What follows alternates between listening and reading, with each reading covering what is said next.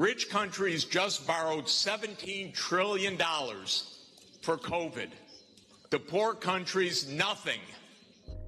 Dr. Jeffrey Sachs is a world-renowned economist known for speaking up for the poor, and his pursuit of justice began with his upbringing. His father was an attorney who fought for labor rights. His mother believed in treating everyone equally. They instilled important moral values in him. I grew up in a household that believed that we should have a decent society for everybody.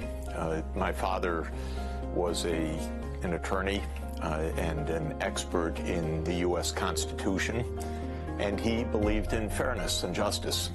He really imbued that. It was second nature to him. I think I got a lot of my knowledge and awareness and values from him and from my mother and from my family more generally, because we have and had, when I was growing up, a close family. And it was natural that issues of social justice and personal decency should be a big part of our lives. Professor Sachs grew up in Detroit, Michigan. During the civil rights movement in the 1960s, he witnessed the riots in Detroit, which affected him profoundly. This was the era of Martin Luther King and President John F. Kennedy and Robert Kennedy, and these were the people who inspired me in my earliest days.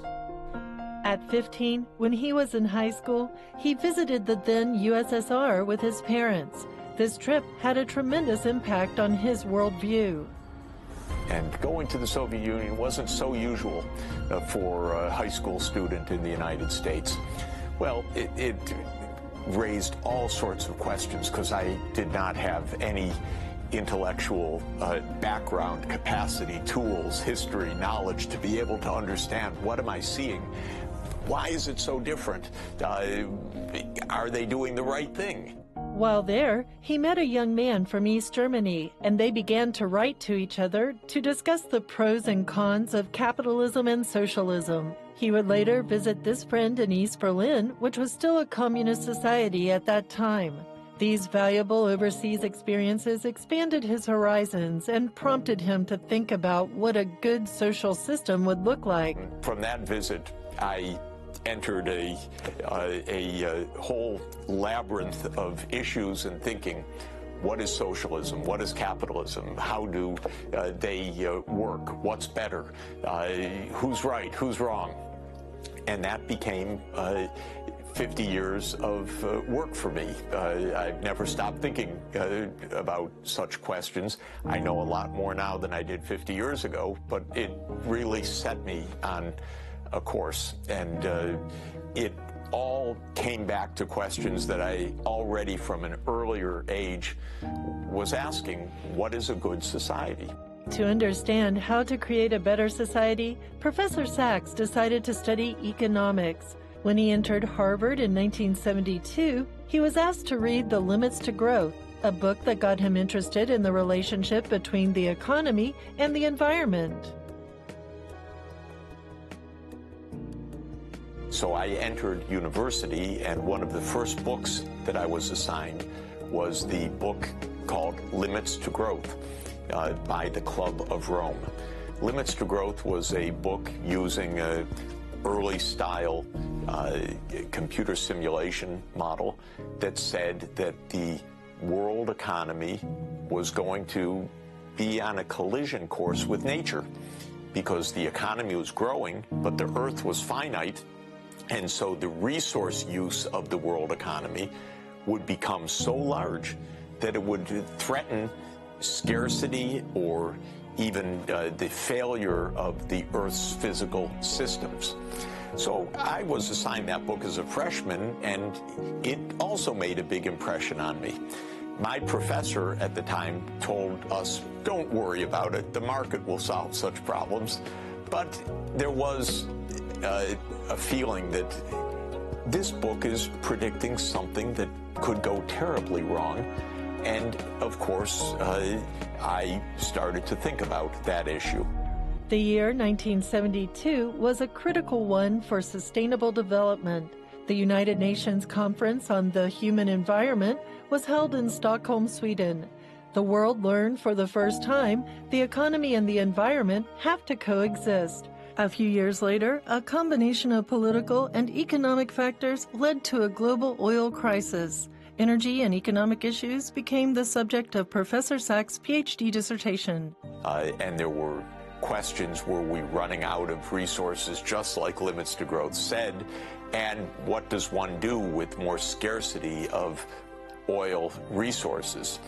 And I got interested in that question as a young macroeconomist, so I wrote my PhD dissertation, which I completed in 1980, on the question of the rise of oil prices in the 1970s and what came to be called stagflation, an issue that is back on in the headlines these very days.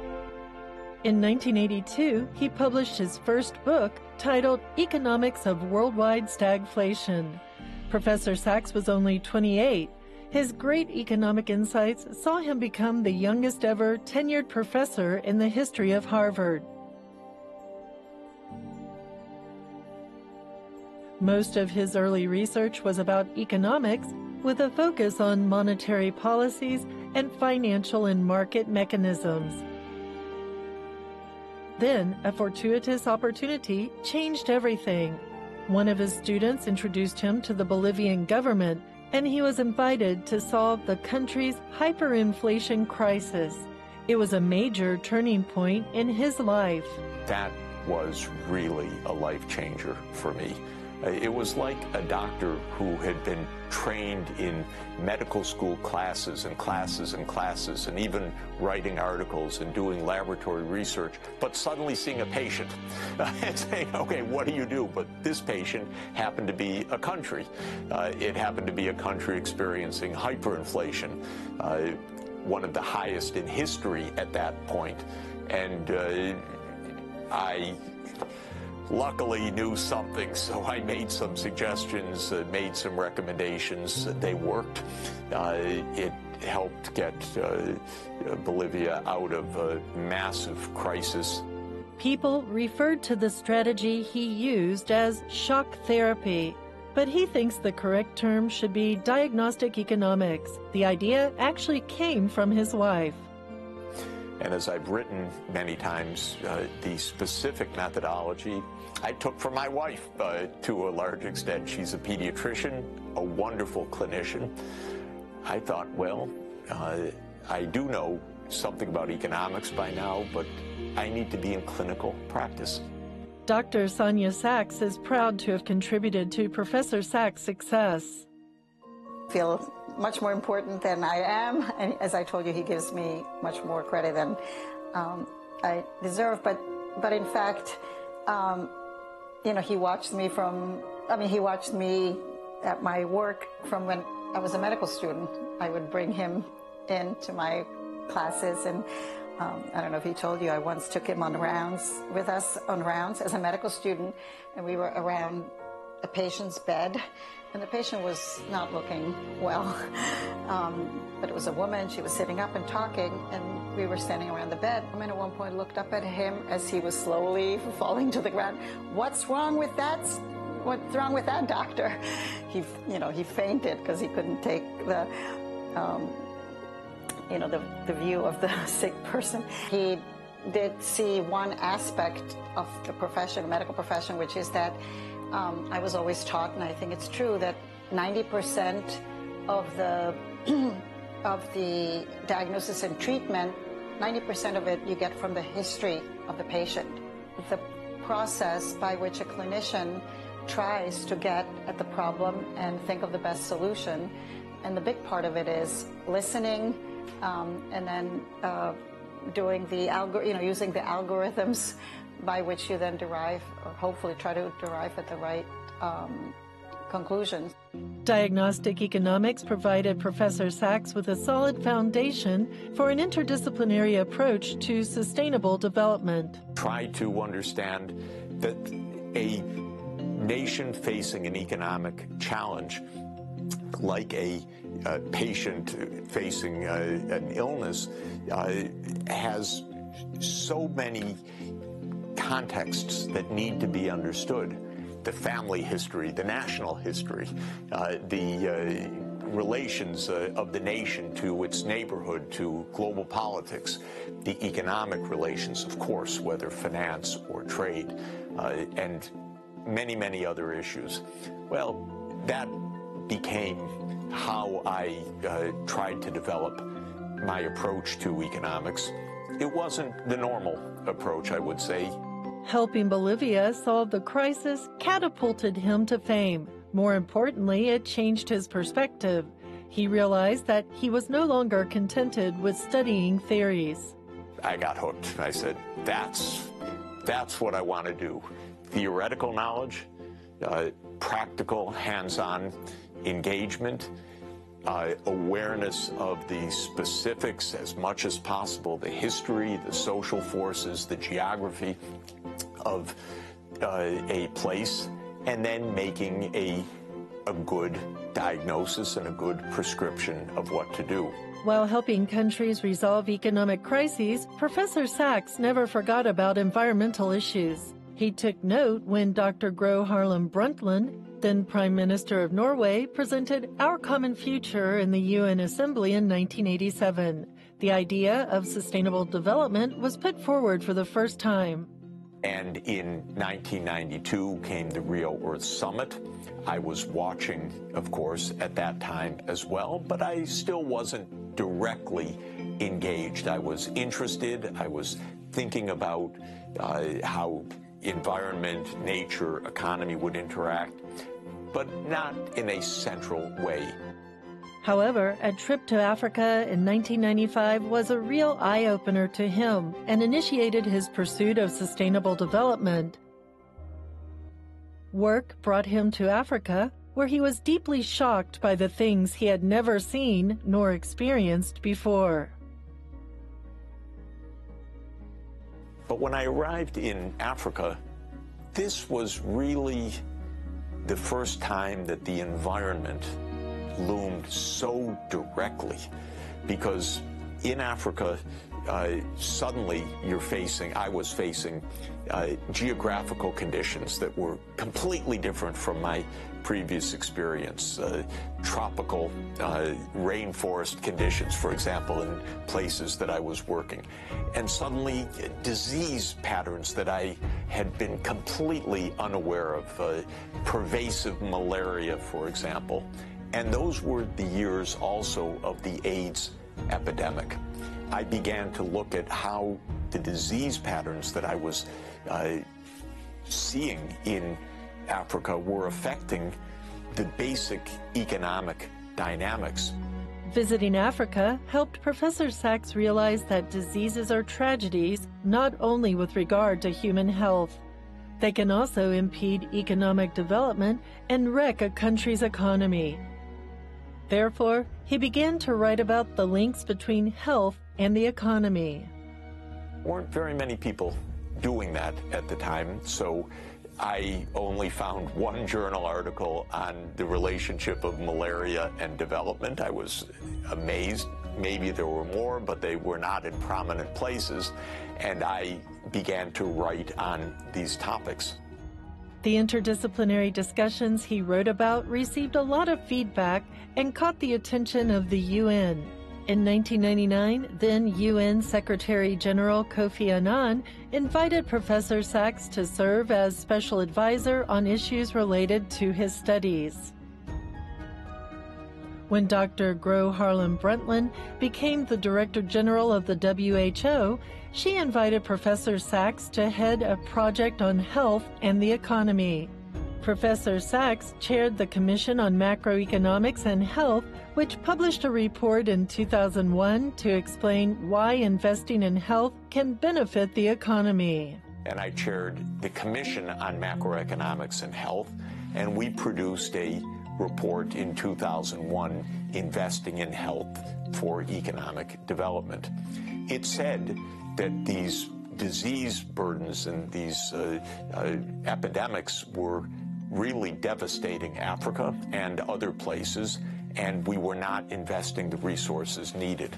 I championed the idea of creating a new global fund, which became the Global Fund to Fight AIDS, TB, and Malaria. And I worked with Kofi Annan to help bring that into reality.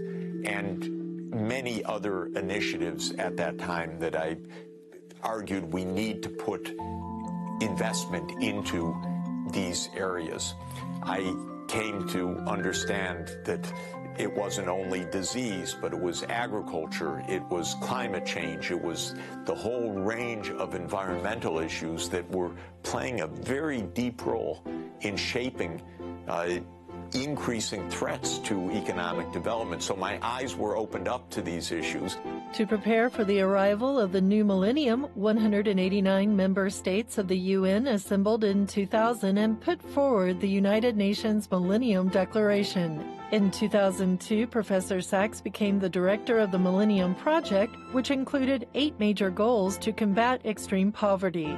So the questions of income poverty, lack of economic development, but also disease, children not in school, environmental threats. Suddenly, all these interconnected pieces were now being addressed, but we needed tools for them. We needed approaches. We needed a way to study those issues.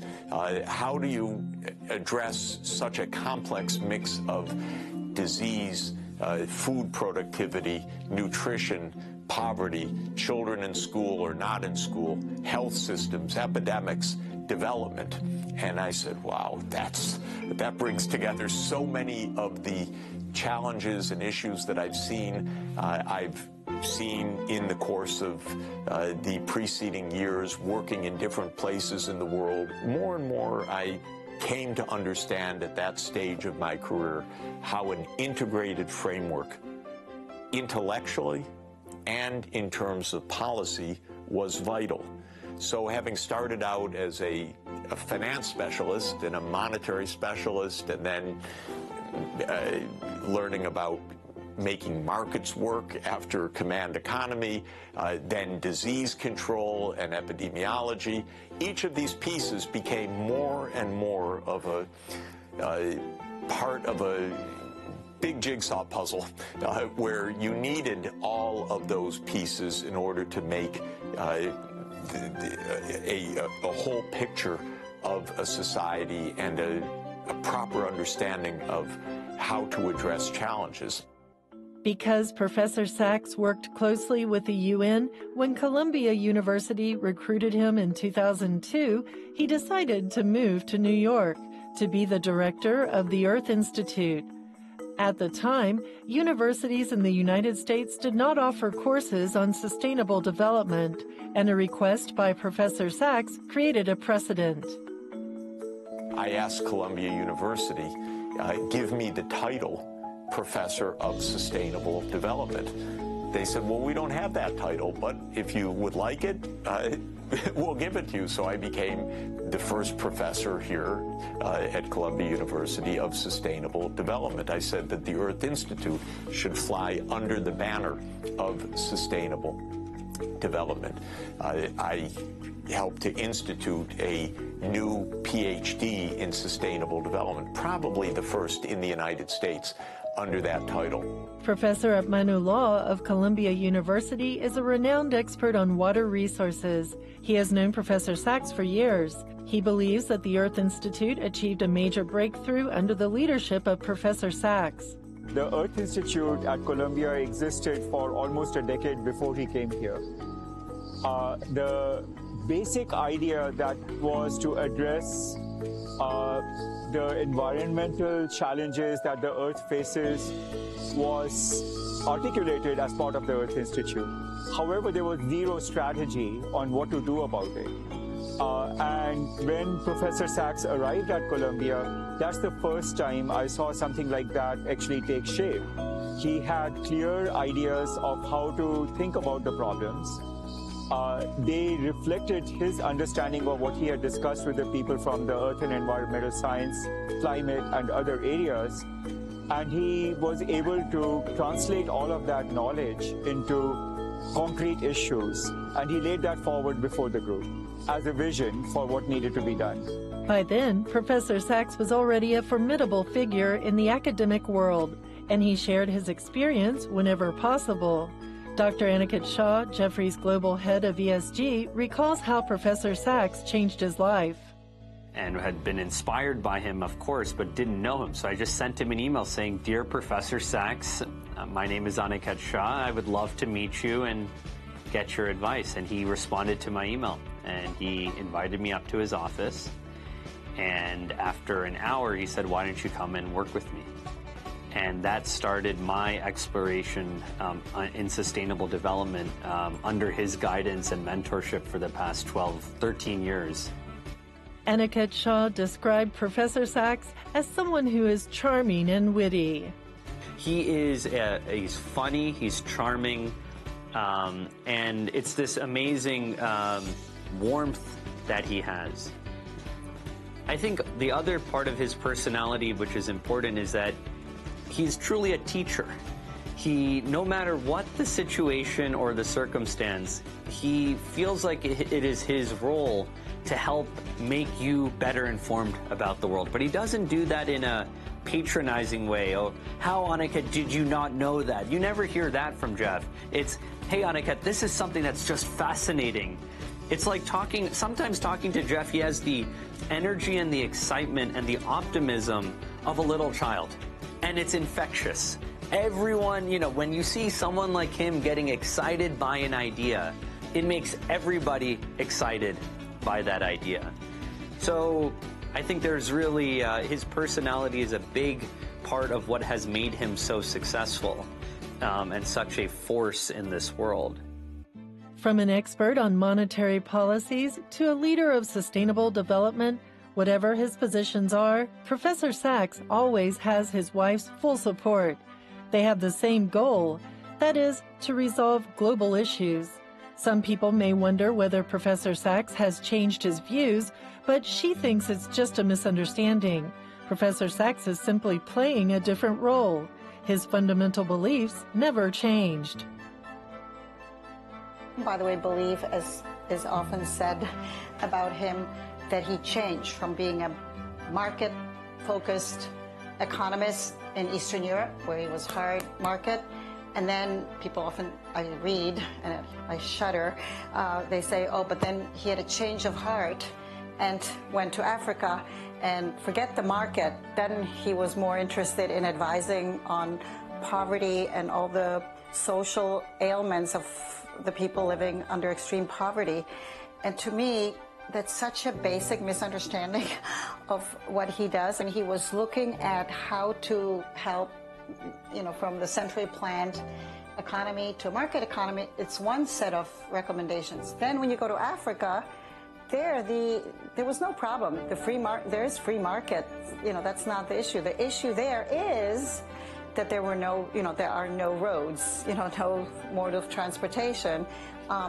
Unbelievably under-resourced and basically non-existent. So there, the recommendation is not the free, not the market-based, but the public sector support.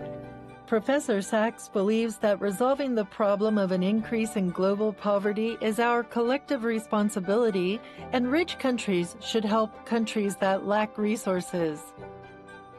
In 2005, Professor Sachs published the book The End of Poverty, where he laid out a plan to truly bring an end to poverty in our generation. It became a New York Times bestseller. In the same year, Time magazine named Professor Sachs as one of the 100 most influential world leaders. Rock star Bono wrote the foreword for his book. By then, Professor Sachs had gained rock star status. He had enormous influence and had become a chief advocate for the poor. Professor Sachs always believes that it takes a concrete plan to resolve a problem. That's why he came up with the Millennium Villages Project. Aimed at helping poor villages in Africa, it promoted an integrated approach to rural development. He decided, the leaders of the Millennium Project, let's put this to work in a village in Western Kenya to show how this could be done. And a donor said, well, I'll pay for that part of the budget to do it in Western Kenya. Then another donor came and said, oh, that's a nice project. I'd like to do that in Ethiopia. And then another donor said, I'll help you to expand that. And soon enough, we had funding based on the recommendations to have not new villages, but take existing village areas, each one of about 30 to 50,000 people, to apply this holistic approach. As Dr. Sonia Sachs is an expert in health and healthcare systems, she also participated in the project, providing advice on how to reduce infant mortality and help pregnant women maintain good health. By the way, the need for the newborn and the mother to survive is the best test of a health system, we've learned together, because a lot of things can be done campaign style. You know, you can come in twice a year into a community and do all the immunizations and then come back 6 months later. But to have a safe childbirth where you don't lose the child and the mother, which is devastating because you lose the child, the mother, and you orphan a couple of children and the mother. In order for that to work, you need a system. I knew it. So the package of intervention that is required for child survival and maternal survival. What he brought into it in a big way is the scale. And together and with our teams, we learned how do you set up a health system, the lowest cost health system in the most remote areas where there's basically nothing. The Millennium Villages Project received the support of Secretary General Kofi Annan's successor, Ban Ki-moon. It also had the support of then UN Refugee Agency Special Envoy Angelina Jolie. They promoted the idea in Africa together. Although different villages had different outcomes, within 10 years, the project hugely increased agricultural output, reduced the rate of infant deaths, and had a positive impact on 500,000 people. For Professor Sachs, the Millennium Villages Project proved poverty can indeed be resolved by providing capital to areas in need. I would say the gratifying part was that while this was all across Africa, in Nigeria, Mali, Ethiopia, Uganda, Rwanda, Senegal, and so on, in 10 countries, in every country, the local communities were very enthusiastic. They worked hard. They used the resources well. The corruption, it existed in little bits here and there, but basically, if you spent money, there was a clinic. If you spent money, there was a school. If you spent money, there was a microgrid for electricity. It was possible to turn money into local development. In 2015, the Millennium Project achieved its designated objectives. Globally, it helped lift 1 billion people out of poverty. Such a great outcome, however, did not satisfy Professor Sachs. In sub-Saharan Africa, which is the poorest part of the world and has been the most difficult for development, even there was progress, because up until the Millennium Development Goals, the extreme poverty rate was very high and even tending to rise. And then after the adoption of the Millennium Development Goals and the fight against AIDS, TB, and malaria, and the specific efforts to get children in school and other parts of the Millennium Agenda, then the poverty rates started to come down. But not enough, not fast enough, not dramatically enough, not everywhere where that should have happened. He was aware that environmental issues were getting more serious each day. 2012 was the 20th anniversary of the Rio Summit and the 40th anniversary of the Stockholm Declaration. Countries around the world decided to set sustainable development goals to ensure the sustainable development of mankind. Professor Sachs was fully committed to the project.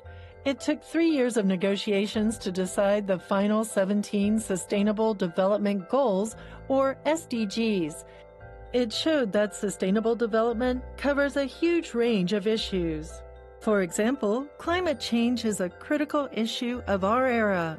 You need to address it on so many levels with input from different disciplines. To consolidate ideas from different experts proved to be extremely difficult.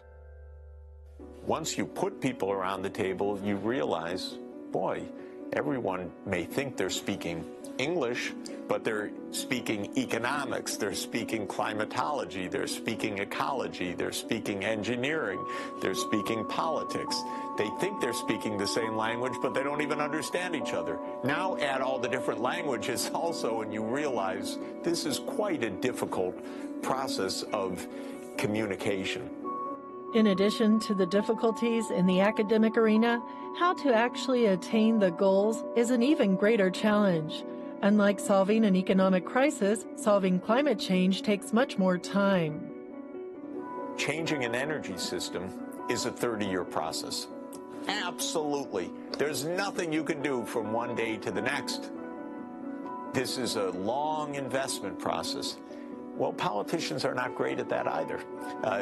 Thinking 30 years, a problem like climate change is a conceptual problem that is huge. It's a practical policy problem that is huge, and it is a political challenge which is absolutely enormous. To help governments and companies achieve the SDGs, Professor Sachs led the establishment of the UN Sustainable Development Solutions Network, or SDSN. The SDSN showed how Professor Sachs harnessed interdisciplinary sciences to address sustainable development challenges. SDSN became the largest think tank that aims to realize the SDGs. It organizes hundreds of conferences and publishes research findings every year. It currently has 53 networks across 146 countries. Aniket sees the SDSN as one of Professor Sachs' greatest achievements. And the SDSN is Jeff's brainchild. It is, in my mind, the clearest manifestation of how Jeff Sachs thinks about the world, which is how can we bring together experts from different disciplines, many of whom sit in academia and in universities, to better inform public policy, to better inform corporates, and to provide simple and clear direction on issues of sustainable development to many different stakeholders. And to have seen that organization grow over the last decade from an idea to now a major player that influences governments and businesses and the press every single day has been amazing. While strongly supporting the Paris Agreement, Professor Sachs' team didn't agree with the approach of allowing countries to set their own targets. My view was this isn't quite good enough. It's not good enough because it's not even logical to say that if you know that in 2050 you want to be at zero, that a series of small commitments is going to get you there unless you have the whole plan. And the reason is you can get into dead ends, into cul-de-sacs.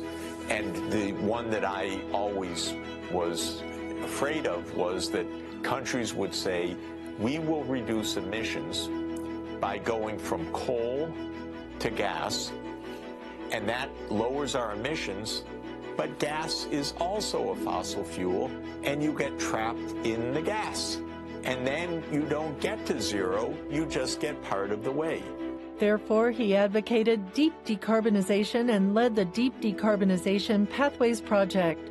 His hard work paid off. The Paris Agreement required all signatories to draw up long-term plans.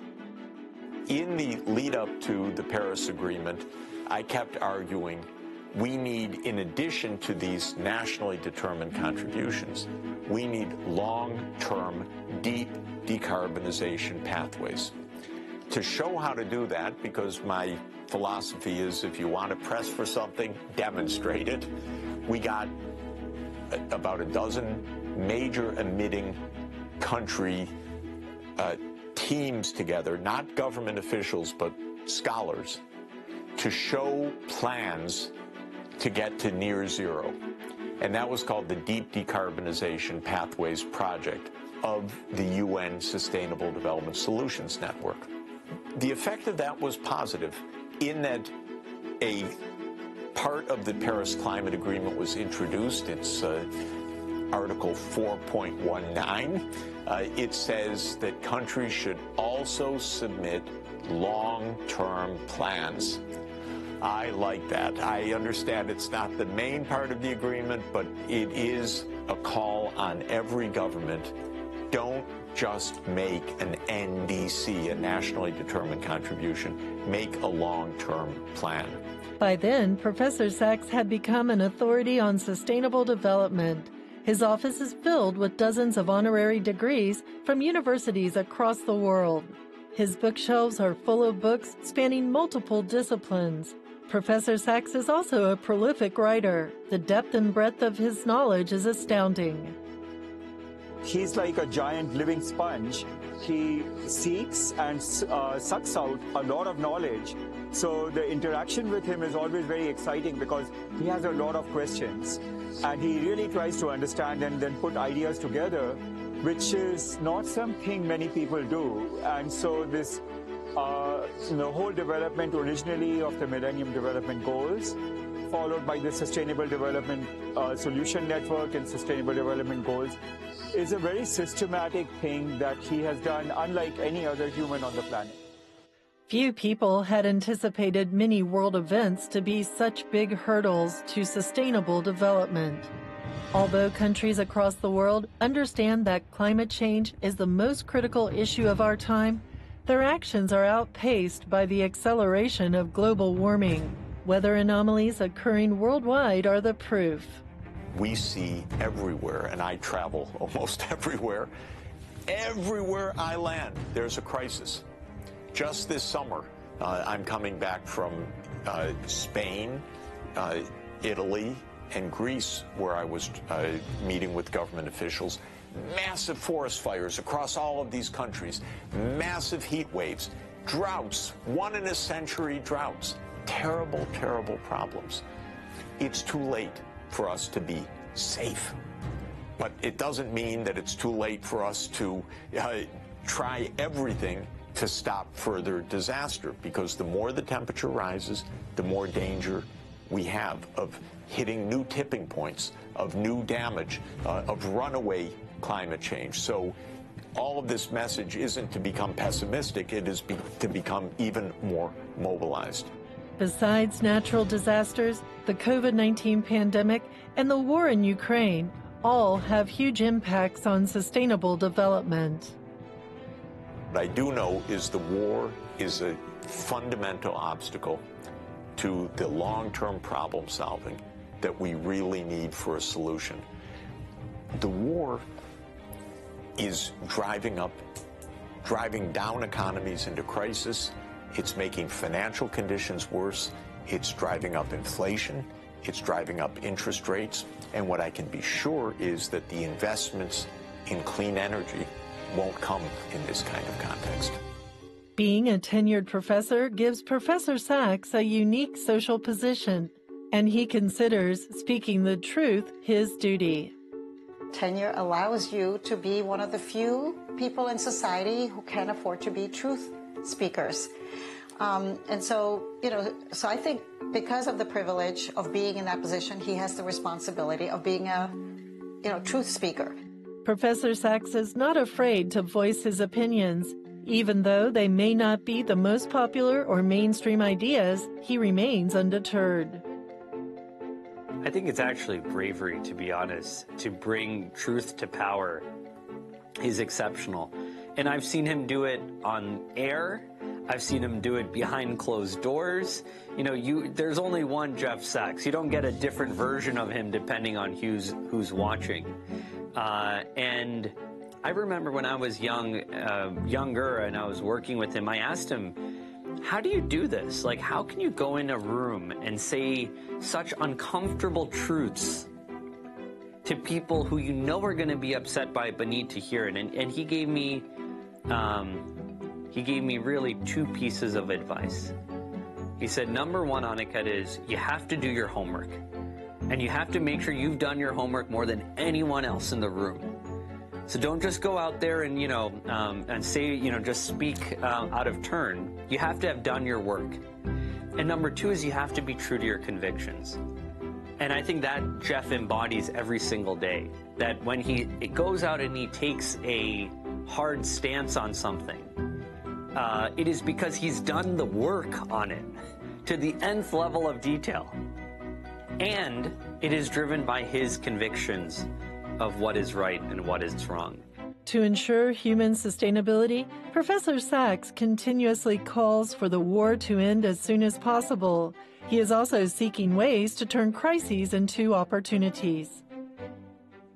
In addition to stopping the war, I believe we need a concerted, coordinated, cooperative process to increase the financing of sustainable development for the bottom half of the world, which is now being squeezed financially. So I'm making a series of specific recommendations to the United Nations leadership and to the G20 and to the International Monetary Fund of how we can use our official financing institutions like the World Bank or the Asian Development Bank or the Inter-American Development Bank to increase maybe even 5 times or 10 times the amount of flows that are being invested towards the SDGs. So this is another piece of the puzzle. Could we use this crisis, leverage it to say, get out of this crisis by a massive increase of investments? It won't happen through market forces, but it could happen through public development banks. Although the pandemic and the war have seriously undermined the effort put into sustainable development during the past decades, Professor Sachs remains optimistic and always tries to find ways to resolve crises. Very dedicated and he's very thorough about continuing to pursue things. Personally, I find that if I have some setbacks, I have a hard time to focus on moving that. Again, I have not seen that with him. He continues, on the path that he's on, irrespective of what kind of setbacks he has, unless he discovers, of course, that he was making a mistake, then he corrects. Yeah. As for the future, Professor Sachs admits that with so many uncertainties, nobody knows how things will unfold or whether it is too late to solve climate change. But mankind has enormous potential. Giving up is not an option. And so I'm seeing too slowly and with too many obstacles and too many distractions, I'm seeing global change. If this is the dangerous path and this is the safe path, I'm seeing, we're moving. Not fast enough to be safe, not fast enough to meet our goals. But there's reason to say, yes, something is changing. Then comes war, then comes conflict, then comes paralysis, and you say, oh my God, are we ever going to really make the change? The answer is we don't know. What I can say as a scholar, what I can say as someone who's been working on these issues now for decades, we have the means to make the change. Aniket believes that the best gift Professor Sachs gives the world is providing inspiration. I think Jeff Sachs' biggest contribution to the world is inspiration. He has inspired millions, if not tens of millions, or dare I say hundreds of millions of people to care about a set of issues and a group of people that most people otherwise would not have spent much time caring about. In the 90s and early 2000s, he did more than anyone to bring issues of poverty, particularly poverty in low-income countries, into the public limelight here in the United States and across the West. In the 2010s, he did more than effectively anyone to bring climate change and sustainability and sustainable development into the minds and into the zeitgeist. And he did this, and he inspired people. He didn't just educate us, he inspired us to have lifelong ambition to make the world a better place. Professor Sachs only sleeps 3 to 4 hours a day. Even when at home, he is still fully immersed in work, trying to solve global problems. He takes breaks mainly to make some coffee. He rarely has time to rest. On one hand, it's thrilling because our interaction, in addition to being, we're extremely close and very close friends and have been for 50 years almost. But in addition to that, we had this common goal and a challenge. And so in a way, in one aspect of it was thrilling because we were really trying to figure something out together. On the other hand, there was and continues to be, a lot of pressure and therefore a lot of tension. You saw it just when you walked in. There is never a downtime. There is really rarely a downtime. When I see husbands and wives sitting, somewhere in a coffee shop and they're just sort of sitting there relaxing, and I envy them because I said, we never run out of problems to discuss to just sit there. It's always, when we sit down, I would say, Jeff, I'm sorry, but there are 4 things that you haven't, that are pending, and you have to do something about 1, 2, 3, 4. So there's really very little complete relaxation, which our kids are bemoaning often. But I do hang in there because I actually do care for him. And I care for him, by the way, because he's a decent human being. For me, decency is more important than anything else. Of course, it's great if you're smart and it's great if you do good work. But for me, decency, being an honest, caring human being is much more important than being smart. So I hang in there because he's thoroughly decent, has completely unassailable sort of principles, and takes on challenges that really do matter.